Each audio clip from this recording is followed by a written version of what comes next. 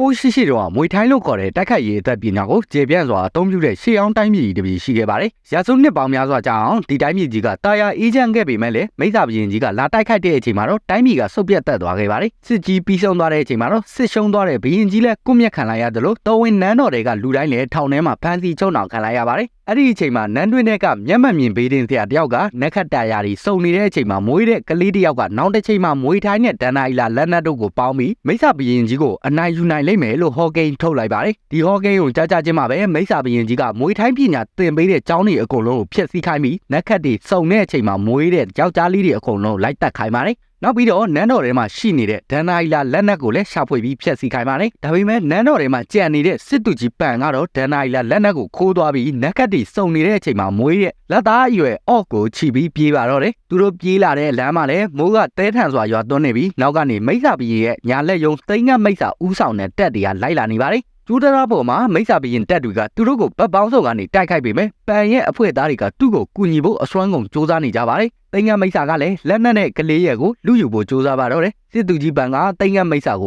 ဓာတ်နဲ့တက်တိရှိတိုက်ခိုက်ဖို့စူးစမ်းနေနေမှာတရားကျိုးသွားပြီးအောက်ကမြစ်ထဲကိုပြုတ်ကျသွားပါတော့တယ်။မြစ်ထဲကိုပြုတ်ကျသွားပြီးတဲ့နောက်မှာတော့ကံကောင်းစွာနဲ့ကလေးနဲ့အတူကျွန်းတကျွန်းမျောပါလာခဲ့ပါတယ်။ကျွန်းပေါ်မှာနေထိုင်တဲ့မွေထိုင်းဆရာအဖိုးကြီးတယောက်ကတော့သူတို့ကိုကယ်တင်ထားပေးပါတယ်။ဒီကျွန်းလေးမှာဆိုရင်တော့မိစ္ဆာဘုရင်ရဲ့တပ်တွေကမရောက်လာနိုင်တာကြောင့်ပန်တို့အတွက်အေးချမ်းချမ်းလေးနေထိုင်လို့ရခဲ့ပါတယ်။ဒီလိုနဲ့နှစ်ပေါင်းများစွာကြာပြီးတဲ့နောက်မှာတော့အောက်ကကျန်းကျန်းမာမာနဲ့ကြီးမြင့်လာခဲ့ပါတယ်။ကျွန်းပေါ်မှာအလေးလိုက်နေရတာကိုပဲပျော်မွေ့နေပြီးမွေထိုင်းပညာကိုတိတ်ဆိတ်ဝင်စားခြင်းမရှိတဲ့ကောင်လေးတယောက်လည်းဖြစ်ပါတယ်။သူတို့ကိုကယ်ပေးထားတဲ့အဖိုးကြီးတယောက်ကတော့မွေထိုင်းတိုင်းဆရာတယောက်ဖြစ်ပြီးအော့ကိုနေတိုင်းလိုတိုင်းပညာတွေသင်ကြားပေးပါတယ်။နောက်ဆုံးမှာတော့အပြင်းထုနေတဲ့အော့ကိုပန်ကဘာဖြစ်လို့မွေထိုင်းပညာကိုစူးစမ်းလေ့ကျင့်ခိုင်းလဲဆိုတာကိုပြောပြဖို့ဆုံးဖြတ်လိုက်ပါတော့တယ်။စစ်သူကြီးပန်ရဲ့တာဝန်ကအရင်ကဆိုရင်ဖျက်ဆီးခံရတော့မဲ့ဒန်နာအီလာလက်နက်ကိုထိမ့်သိမ့်ဖို့ပဲဖြစ်ပါတယ်။လှုပ်ဝက်လန်းကနေပြေးနေနေမှာအဲ့ဒီမှာပန်ရဲ့မိဘတွေကိုတွေ့ခဲ့တာပဲဖြစ်ပါတယ်။နက်ခတ်တာယာတွေစုံနေတဲ့အချိန်မှာမွေးလာတဲ့သူတို့ရဲ့ကလေးကိုစစ်သူကြီးပန်ရဲ့လက်ထဲကိုထည့်ပေးလိုက်ပြီးသူတို့ကအသေးခံသွားခဲ့တာပဲဖြစ်ပါတယ်။ဒီကျုံးမောက်ကိုရောက်လာတဲ့ကပန်ကသူ့ရဲ့တစ္ဆာရှိရဲဘော်တွေနဲ့ဆက်သွယ်ဖို့အမျိုးမျိုးစူးစမ်းပေမဲ့မအောင်မြင်ခဲ့ပါဘူး။ဒီနောက်ပိုင်းမှာတော့သူ့ရဲ့နောက်ဆုံးတာဝန်ဖြစ်တဲ့လက်နက်ကိုတော်ဝင်မင်းသားစီပို့ပေးရမယ့်အလုပ်ကိုလည်းမလုပ်နိုင်တော့တာကြောင့်အော့ကိုသူထမ်းဆောင်ရမယ့်တာဝန်တွေကိုလွှဲပြောင်းပေးခြင်းနေပါတယ်။အခုချိန်မှာတော့အော့တယောက်သူ့ဘဝဆက်ကြောင်းကိုသိရှိသွားပြီးစစ်သူကြီးပန်မလုပ်နိုင်တော့တဲ့တာဝန်တွေကိုသူကအောင်မြင်အောင်ဆက်လက်လုပ်ဆောင်ဖို့ဆုံးဖြတ်လိုက်ပါတယ်။မူတီတွေပြန်ရလာပြီးတဲ့နောက်မှာတော့အရင်လိုပြင်းကြီးနေတော့ပဲပြင်းထန်တဲ့လေးကျင်ကန်တွေလိုနေတိုင်းလိုဇက်တိုက်လေးကျင်လာနေခဲ့ပါတယ်။နောက်ဆုံးမှာတော့အော့ကမွေထိုင်းပြည်တော်ကိုကျွမ်းကျင်တက်မြောက်သွားပြီးဘယ်ရန်သူကိုမဆိုအလဲထိုးနိုင်ဖို့အဆင်သင့်ဖြစ်နေခဲ့ပါတယ်။ဆေးပင်ကြောင်တွေထိုးပြီးတဲ့အချိန်မှာတော့မွေထိုင်းပညာရှင်တယောက်ပုံစံကပို့ပြီးတင့်နေသွားခဲ့ပါတယ်။လာအနေငယ်ကြာပြီးတဲ့အချိန်မှာတော့ပန်ရဲ့အတိတယောက်ကဆက်သွယ်လာပါတယ်။အဲ့ဒီညမှာပဲကျုံးမော်ရောက်လာတဲ့အတိကဒန်နာအီလာလက်နက်ဒီကျုံးမော်မှာရှိသေးလားလို့မေးနေပါတယ်။ပန်ကလည်းသူ့ရှိမှရှိသေးကြောင်းနဲ့လုံချုံတိမ့်ထားတယ်ဆိုတဲ့အကြောင်းပြောပြလိုက်တဲ့အချိန်မှာတော့ခုနကလူကရုတ်တရက်မိုးပေါ်ကိုအချက်ပြပြီးထောင်ပြလိုက်ပါတယ်။တကယ်တော့အဲ့ဒီလူကတစ္ဆာဖောက်ပြီးမိစ္ဆာဘုရင်နဲ့ပူးပေါင်းလိုက်ပြီးပဲဖြစ်ပါတယ်။သူ့အချက်ပြမိကြောင်းပဲကျွန်းပေးမှာအသင်းဆောင်နေတဲ့မိစ္ဆာတွေကဝင်တိုက်ခိုက်ပါတော့တယ်။ဘလို့ပဲလှုပ်မိစ္ဆာဘုရင်ကိုမနိုင်ဘူးလို့ဆိုပြီးပန်ကိုလည်းသူတို့ကအညံ့ခံခိုင်းနေပါတယ်။ဒါပေမဲ့ပန်ကတော့အညံ့မခံခဲ့ပဲမိစ္ဆာတက်တွေကိုသူတယောက်တည်းခုခံကအော့ကိုထွက်ပြေးခိုင်းပါတယ်။အော့ကလည်းရင်နာနာနဲ့ရေတကွန်ပေါ်ကနေခုန်ကြပြီးထွက်ပြေးလွတ်မြောက်သွားခဲ့ပါတယ်။သူပြန်လှည့်ကြည့်လိုက်တဲ့အချိန်မှာတော့သူ့ကျွန်းနဲ့လူနေနေအကုန်လုံးကမီးလောင်သွားခဲ့ပါပြီ။အော့ကတော့သူဒီလောက်ထိလေ့ကျင့်ခဲ့တာတော့မှသူတက်ကျွမ်းတဲ့မွေထိုင်းပညာနဲ့သူ့အဖေကိုမကယ်နိုင်ခဲ့လို့ငိုယိုနေပါတယ်။ခဏကြာမှပဲအော့ကသူ့မွေးစားအဖေဖြစ်တဲ့ပန်ပေးခဲ့တဲ့တာဝန်ကိုခြေပုံအောင်လုပ်ဖို့ဆုံးဖြတ်လိုက်ပါတယ်။သူ့စိတ်ထဲမှာလည်းဒီလက်နက်တာတော်ဝင်မင်းသားစီရောက်အောင်ပို့ပေးနိုင်မယ်ဆိုရင်မင်းသားကမိစ္ဆာဘုရင်ကိုအနိုင်ယူနိုင်မှာပဲဆိုတဲ့မျှော်လင့်ချက်တွေတောက်ပနေခဲ့ပါတယ်။ဒီလိုနဲ့ရှေ့ဆက်လာရင်အော့ကမိစ္ဆာဘုရင်ရှိရာမင်းနေပြည်တော်စီကိုလာနေခဲ့ပါတယ်။လမ်းမှာလည်းနန်းတော်ကိုဘယ်လိုသွားရမလဲဆိုတဲ့လမ်းသွားလမ်းလာကိုမေးလိုက်တဲ့အချိန်မှာတော့အကုန်လုံးကမိစ္ဆာဘုရင်ကိုကြောက်နေတာကြောင့်တခွန်းမအောင်မဟာခဲ့ကြပါဘူးဒီလိုနဲ့အော့ကကိုယ့်ဘာသာကိုနီးလက်ရှာပြီးတွားဖို့လုပ်နေတဲ့အချိန်မှာသူထိမ့်သိမ့်ထားတဲ့လက်နက်ကခိုးခံလိုက်ရပါတယ်ခိုးသွားတာကမြောက်တကောင်ဖြစ်ပြီးအဲ့ဒီမြောက်ကပြန်နေတဲ့သင်းမောပေါ်တက်သွားတာကြောင့်အော့လည်းအနောက်ကနေအမိလိုက်ရပါတော့တယ်သင်းမောပေါ်မှာတော့မိစ္ဆာတွေဖမ်းခံထားရတဲ့ကောင်မလေးတယောက်ကိုတွေ့ရပြီးအော့ကတော့အရင်ဆုံးသူ့လက်နက်ကိုပြန်ရဖို့ပဲလုပ်လိုက်ပါတယ်အဲ့ဒီမှာပဲခုနကမြောက်ကိုမိစ္ဆာတကောင်ကအနိုင်ကျင့်နေတဲ့ပုံပေါက်တာကြောင့်အော့လည်းမနေနိုင်တော့ပဲဝင်ခဲ့လိုက်ပါတော့တယ်တကယ်တမ်းမှာတော့အဲ့ဒီနှစ်ယောက်ကဘောရာရင်းကြီးတွေဖြစ်နေပါတယ်စကားပြောနေတော့မှပဲသူတို့သင်းမောပေါ်ရောက်နေတာကိုမိစ္ဆာတွေတိသွားတာကြောင့်တပွဲနှွှဲလိုက်ရပါသေးတယ်အဲ့ဒီအချိန်မှာပဲအချုပ်ခန်းထဲမှာဖမ်းခံထားရတဲ့ကောင်မလေးကိုသူ့အဖွဲ့သားတွေကလာခဲ့ပါတယ်တကယ်တော့ဒီကောင်မလေးကရှောက်လန်လို့ခေါ်တဲ့ပင်လယ်တပြခေါင်းဆောင်ဖြစ်ပြီးမိစ္ဆာဘုရင်ရဲ့တက်တီစီမှာဖမ်းခံထားရတာပဲဖြစ်ပါတယ်မိစ္ဆာရင်းနဲ့ချနေနဲ့မှာအင်အားချင်းမှတ်များတော့တဲ့အချိန်မှာတော့အော်တို့တအုပ်လုံးလဲကောင်မလေးကိုလာခဲ့တဲ့ပင်လယ်တပြတင်းမောပေါ်တက်ပြီးပြေးရပါတော့တယ်ဒါပေမဲ့ဖြစ်ချင်တော့အဲ့ဒီမိစ္ဆာတင်းမောပေါ်မှာရှောက်လန်ကကြံနေခဲ့တာကြောင့်အော်လဲဆင်းခဲ့ရပါတော့တယ်ကောင်မလေးကိုကယ်ချင်စောနဲ့စိတ်ဆွမ်းအားတွေပြင်းထန်နေတဲ့အချိန်မှာတော့ အော့နဲ့ဒန်နိုင်လာလက်နက်ကပေါင်းပြီးဘလူးကြီးကိုအမောက်တိတ်နိုင်ခဲ့ပါတယ်။အဲ့ဒီနောက်မှာတော့လက်နက်ရဲ့အစွမ်းအနေနဲ့ကျင့်သားမရသေးတဲ့အော့လည်းသတိမေ့သွားခဲ့ပြီးနိုးလာတဲ့အချိန်မှာတော့ရှောက်လန်ရဲ့ပင်လယ်ဓမြတင်းမောပေါ်မှာဖမ်းခံနိုင်ရပါတယ်။အဲ့ဒီအချိန်မှာမြောက်ရဲ့ဘော်ဒါမိတ်ဆာကြီးက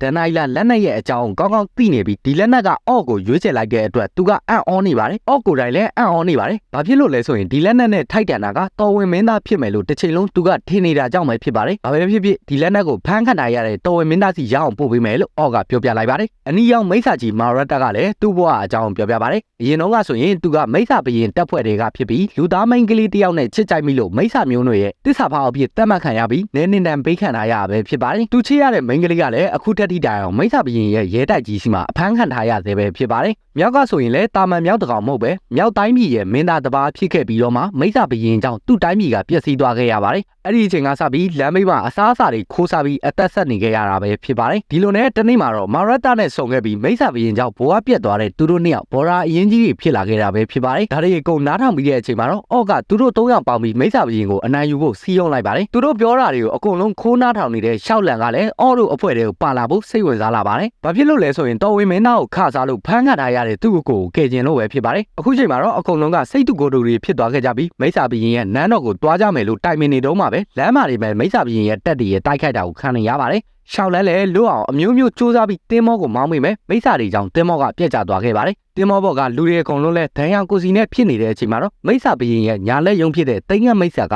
အော့ကိုအတင်းဝင်တိုက်ခိုက်ပါတယ်။ဒီတိမ်ငတ်မိတ်ဆာကအော့ကိုငယ်ငယ်လေးကလေးကလိုက်ဖမ်းနေတဲ့ကောင်လည်းဖြစ်ပါတယ်။အော့ကအကူအညီလိုနေတဲ့အချိန်မှာတော့ဒန်နိုင်လာလက်နက်ကအလင်းနှန်းနေနဲ့အော့စီကိုရောက်လာခဲ့ပါတယ်။အခုချိန်မှာတော့အခြေအနေကပြောင်းပြန်ဖြစ်သွားပြီးလက်နက်အစွမ်းနဲ့မွေထိုင်းပညာကိုပေါင်းထားတဲ့အော့ကတိမ်ငတ်မိတ်ဆာကိုအမောက်သိမ့်လိုက်နိုင်ပါတယ်။တိမ်ငတ်မိတ်ဆာလည်းသူ့ရဲ့ရှုံးနိမ့်မှုကိုလက်ခံပြီးအော့လိုမျိုးတိုက်ခိုက်ရေးကျွမ်းကျင်တဲ့ရန်သူစီမှာအသေးခံဖို့အဆင်သင့်ဖြစ်နေပါတယ်။ဒါပေမဲ့တိမ်ငတ်မိတ်ဆာကိုအသေးတက်တော့မဲ့အချိန်မှာအော့ကစိတ်ကောင်းနေဝင်လာပြီးမတက်တော့ဖို့ဆုံးဖြတ်လိုက်ပါတယ်။ဒဏ်ရာရနေတဲ့တိမ်ငတ်မိတ်ဆာကိုအော့ကခွင့်လွှတ်ပေးလိုက်ပြီးစိုးသွားနေတဲ့မိတ်ဆာဘရင်စီမှာအမှုမထမ်းတော့ပဲဘဝအသေးစဖို့ပြောပြီးလွှတ်ပေးလိုက်ပါတယ်။အဲဒီနောက်မှာတော့အော်တို့အုပ်စုကခီးဆက်လာရင်နောက်ဆုံးမှာတော့မိတ်ဆာဘရင်ရှိရာနန်းတော်ကိုရောက်လာပါတယ်။နန်းတော်ပတ်ပတ်လည်မှာလည်းအဆောင်အကျက်တွေကတင်းကျပ်လွန်နေတာကြောင့်ဓာတ်ရိုက်ဝင်ဖို့အခက်အခဲကရှိနေပြန်ပါတယ်။အဲဒီအချိန်မှာမိတ်ဆာဘရင်ရဲ့တက်မှုဖြစ်ခဲ့မှုတဲ့မာရတ်တက်ကလှုပ်ဝက်လမ်းကြောင်းတစ်ခုကိုတည်နေတာကြောင့်အဆင်ပြေသွားခဲ့ပါတယ်။တစ်ဖက်မှာလည်းမိတ်ဆာဘရင်ကသူ့ကိုစွမ်းနေကိုတိုးလာစေဖို့တော်ဝင်မင်းသားကိုရစ်ပူကြော်ဖို့လုပ်နေပါတယ်။အော်တို့ကလည်းနန်းတော်တွေကိုအစီခံလိုဟန်ဆောင်ပြီးဝင်လာခဲ့ပေမဲ့အော့ကိုမှတ်မိနေတဲ့တစ္ဆာပေါက်ဘိုးတော်ကြောင့်အစီအစဉ်တွေကပြတ်သွားခဲ့ရပါတယ်။ရွေးချယ်စရာမရှိတော့တဲ့အချိန်မှာတော့အော်တို့လည်းတိုက်ခိုက်ဖို့ရွေးချယ်လိုက်ပြီးတော်ဝင်မင်းသားကိုရအောင်ကယ်လိုက်နိုင်ပါတယ်။တစ္ဆာရှိတဲ့အော့က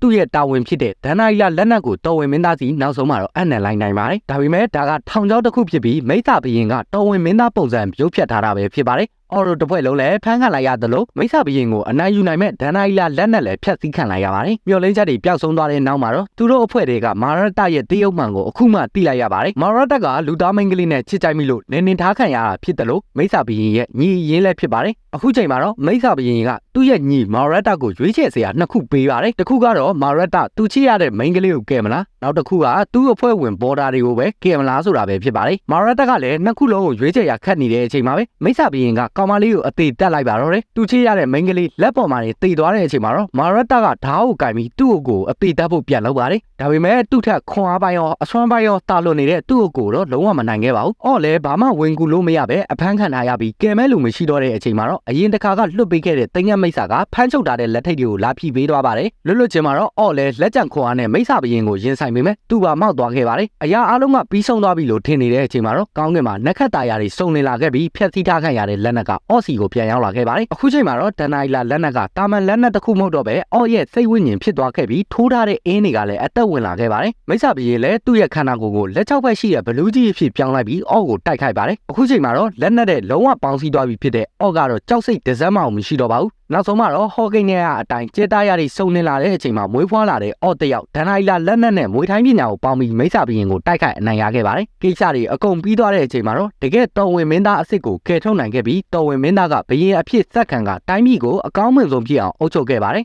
အော့ကလည်းတော်ဝင်အဆောင်အကျအဖြစ်တာဝန်တွေထမ်းဆောင်ပြီးမွေးထိုင်းပညာကိုတင်ပေးတဲ့ဆရာအဖြစ်ဘရင်စီမှာအမှုထမ်းနေသက်သိမ်းသွားခဲ့ပါတယ်